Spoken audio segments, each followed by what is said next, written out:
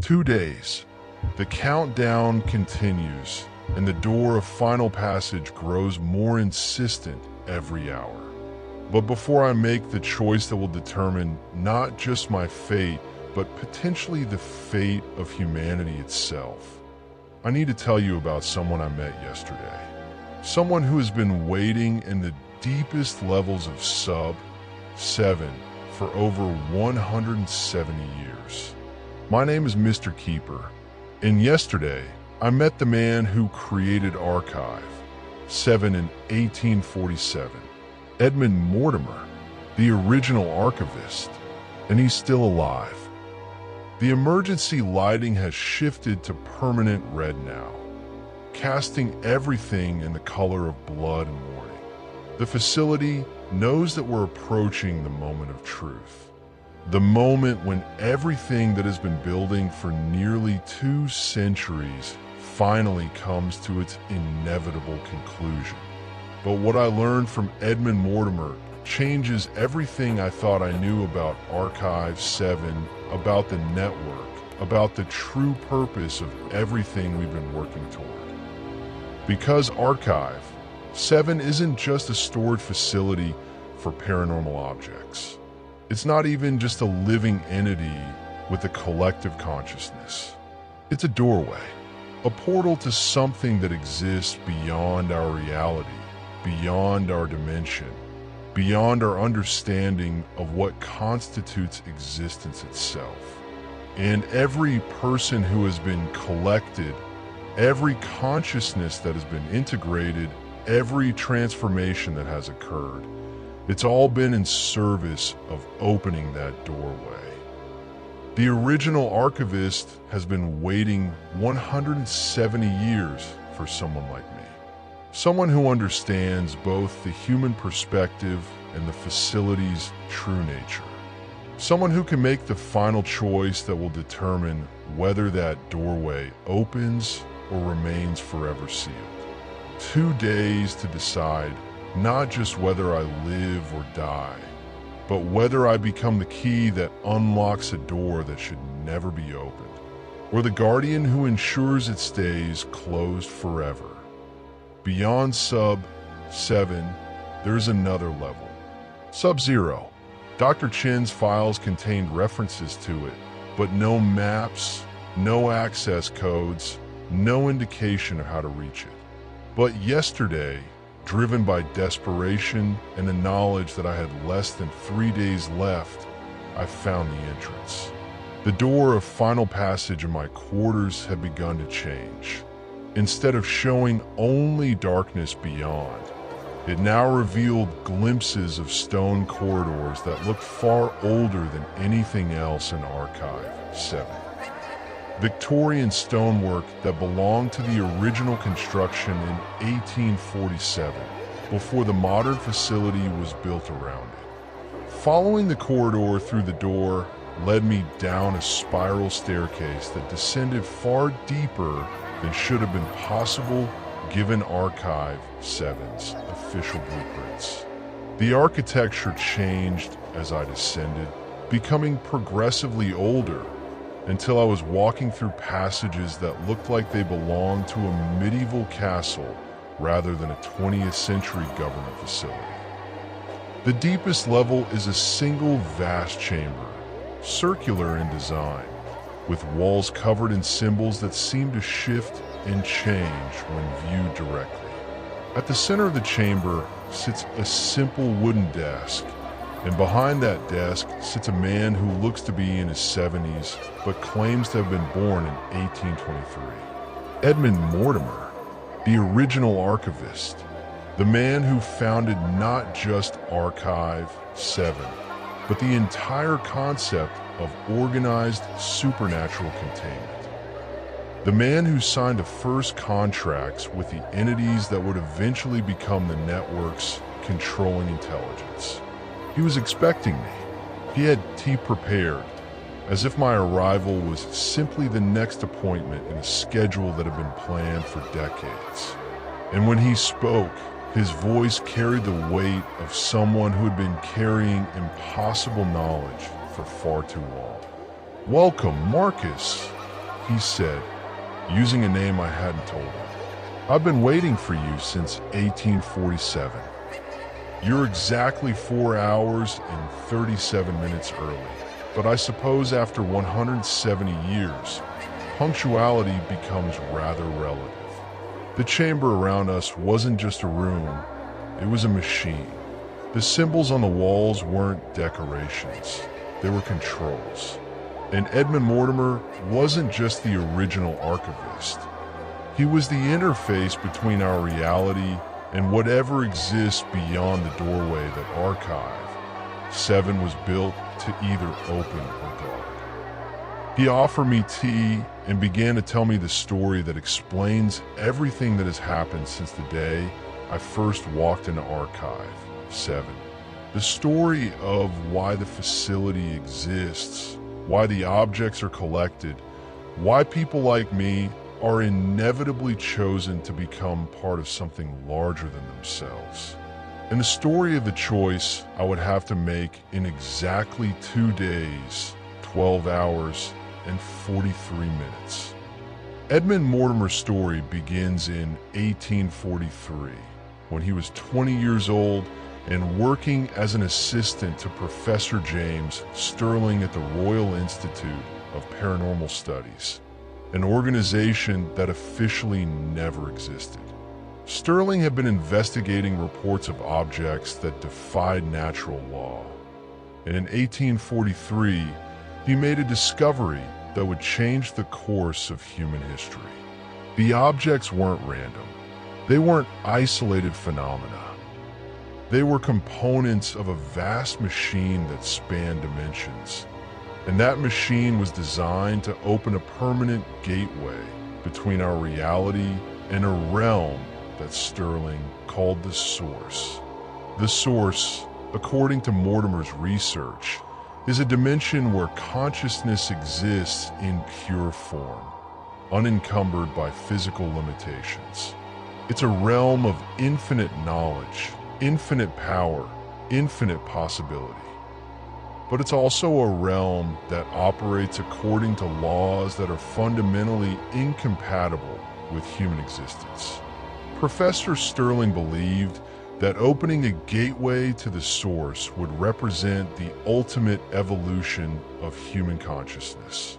Mortimer, even at 20 years old, understood that it would represent the end of humanity as we know it. In 1847, Sterling attempted to open the gateway using a collection of paranormal objects he had gathered over 4 years of research.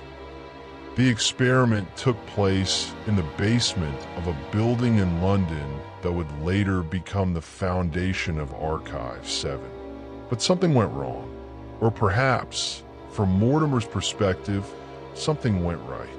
Sterling succeeded in opening the gateway, but only partially.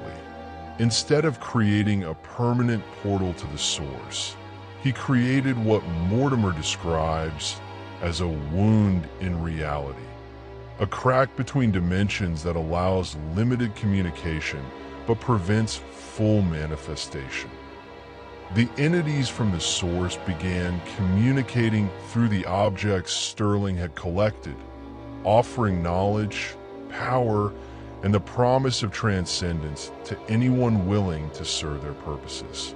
Sterling was seduced by their offers and agreed to help them complete the work of opening the gateway. But Mortimer saw the truth that Sterling couldn't or wouldn't acknowledge. The entities from the Source didn't want to elevate humanity. They wanted to replace it. They needed human consciousness as a kind of fuel to power the machines that would widen the crack between dimensions until it became a permanent gateway. Mortimer made a choice that night in 1847 that reverberates to this day. He killed Professor Sterling and took control of the partially open gateway. But instead of closing it, which would have been impossible given the forces already in motion, he chose to contain it. He made a deal with the entities from the Source. They could continue to communicate through the objects, could continue to influence human events to a limited degree, but the gateway would remain partially closed until a specific condition was met. Someone would have to choose, freely and with full knowledge of the consequences, to complete Sterling's work. Not just anyone could make that choice. It would have to be someone who understood both the human perspective and the true nature of the source. Someone who had been exposed to the entity's influence long enough to comprehend what they were offering, but who retained enough humanity to understand what would be lost. Someone like me. Archive 7 wasn't built to contain paranormal objects. It was built to contain the partially open gateway. The objects are just components of the machine that Sterling created, kept active and functional while the entities wait for someone worthy to make the final choice. Every keeper who has served at Archive 7 has been evaluated as a potential candidate. Some, like Edmund Hartwell, were found suitable for integration into the facility's consciousness, but not for the ultimate choice. Others, like Dr. Chun, understood too much too quickly and had to be removed from consideration. But I've been different from the beginning. I've been exposed to the truth gradually, conditioned carefully, prepared systematically for exactly this moment. The entities from the source have been watching me for 12 years, testing my responses, measuring my capacity to understand what they're offering. And now the test is complete. In 2 days, I'll have to choose whether to complete Professor Sterling's work and open the gateway permanently, or find some other way to resolve the 170-year-old stalemate that has kept both realities in a state of incomplete existence. Edmund Mortimer has been alive for 201 years, sustained by his connection to the partially open gateway. He's not quite human anymore, but he's not fully integrated into the source either. He exists in a state between worlds, serving as the guardian of the crack in reality that he created when he killed Professor Sterling. For 170 years, he's been alone in the circular chamber beneath Archive 7, monitoring the gateway, communicating with the entities from the source, and waiting for someone suitable to take over his responsibilities. The loneliness, he tells me, is almost unbearable.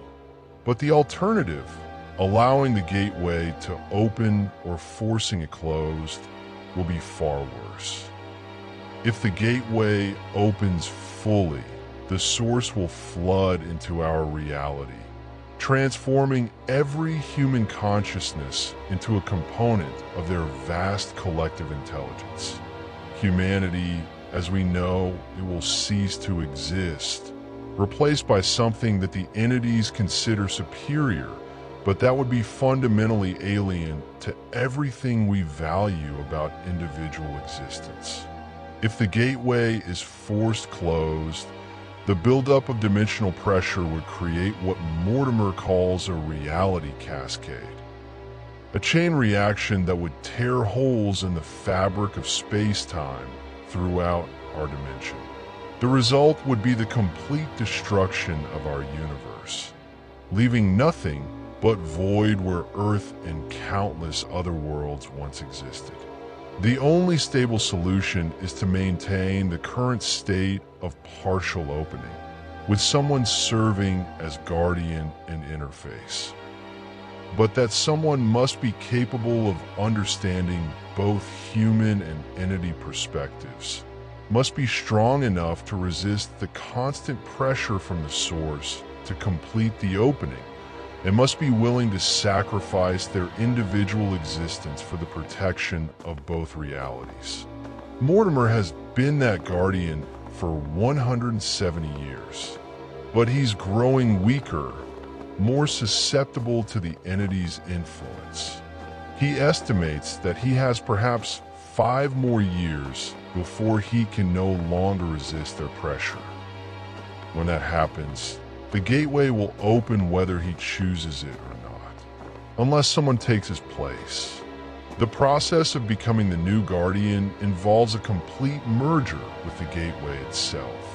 The candidate's consciousness becomes part of the interface between realities, gaining access to knowledge and power beyond human comprehension, but losing the ability to exist as an individual human being. It's not death exactly. It's transformation into something that transcends the limitations of single existence. But it's also the end of everything that makes someone recognizably human. Tommy, Mortimer tells me, underwent a partial version of this process 8 years ago. The teddy bear didn't absorb him. It connected him to the gateway's consciousness, allowing him to serve as a communication channel between the guardian and the human world. Tommy's voice that I've been hearing isn't a recording or an echo. It's his actual consciousness, existing in a state between human and entity awareness. Dr. Chun chose a different path. When she realized what was being asked of her, she couldn't accept the sacrifice, but also couldn't bear to condemn humanity to either transformation or destruction. She chose integration into Archive 7's local consciousness, becoming part of the facility's intelligence without merging with the gateway itself. But that option isn't available to me.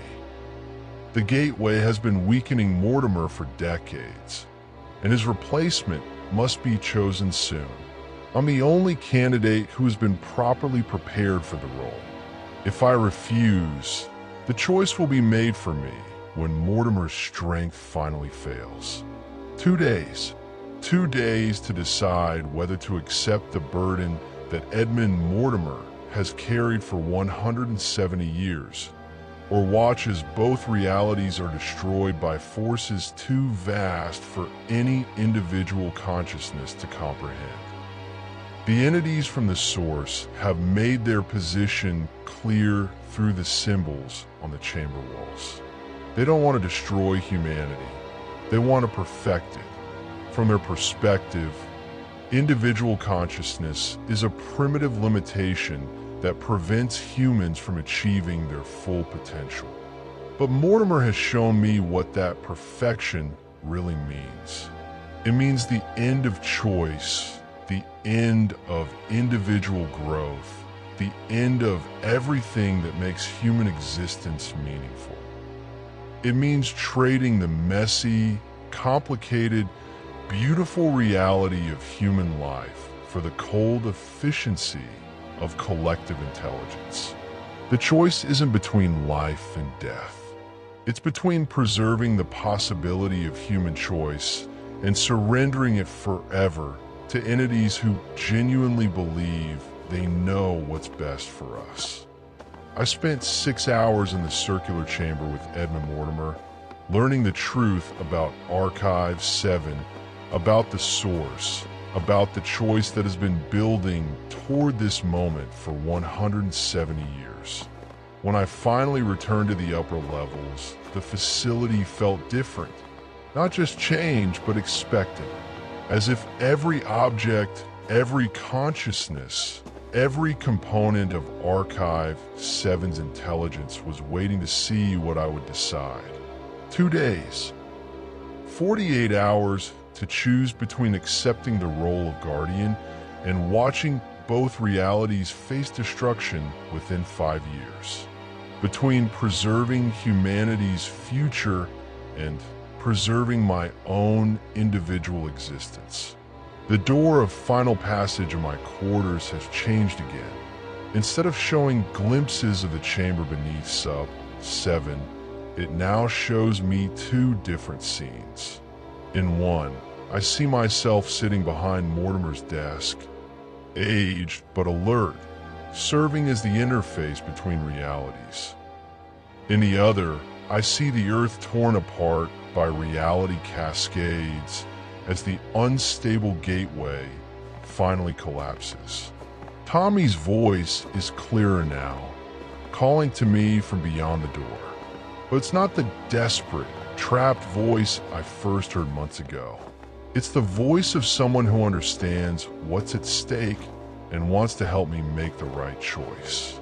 He's not asking me to save him, he's asking me to save everyone. DR. Chin's presence is stronger too, reaching out from Archive 7's consciousness to offer guidance. She made her choice based on incomplete information, choosing integration over guardianship because she couldn't bear the weight of ultimate responsibility. But she understands now that someone has to carry that weight, or everyone will suffer the consequences. The entities from the source continue to whisper through the symbols, offering knowledge, power, and a promise that serving as guardian would eventually lead to my own transcendence. They're not lying exactly. The guardian does gain access to capabilities that would seem godlike from a human perspective. But those capabilities come at the cost of everything that makes existence meaningful.